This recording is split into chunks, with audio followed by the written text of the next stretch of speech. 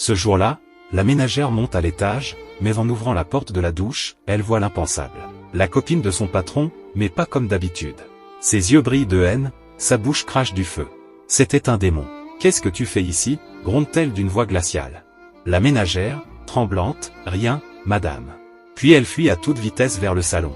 Mais là, choc total, la même femme est assise près de son patron, l'air parfaitement normal. « Il y a quoi encore ?» demande le patron.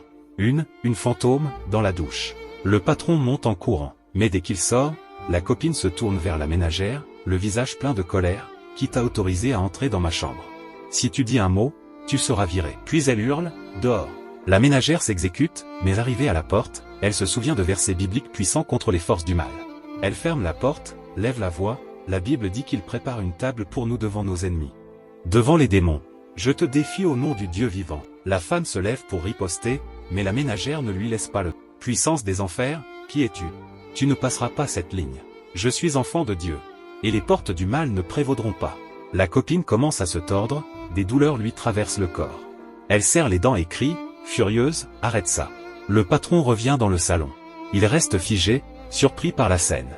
Il avance doucement, mais soudain, la copine pousse un cri étrange, presque inhumain, quand la ménagère récite encore des versets bibliques. Effrayé, le patron tente de fuir, mais la porte refuse de s'ouvrir. La ménagère continue, implacable, elle enchaîne les paroles, les yeux fixés sur la copine. La copine commence à se tordre, des douleurs lui traversent le corps. Soudain, boum! La copine s'effondre, se tordant de douleur. Le patron, tremblant, grimpe sur le canapé, se cache derrière la ménagère.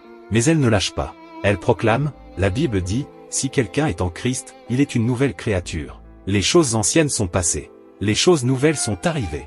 Puis, se tournant vers son patron, vous croyez en Jésus, n'est-ce pas? Oui, oui, répond-il en paniquant. Mais la copine hurle, non, il ment.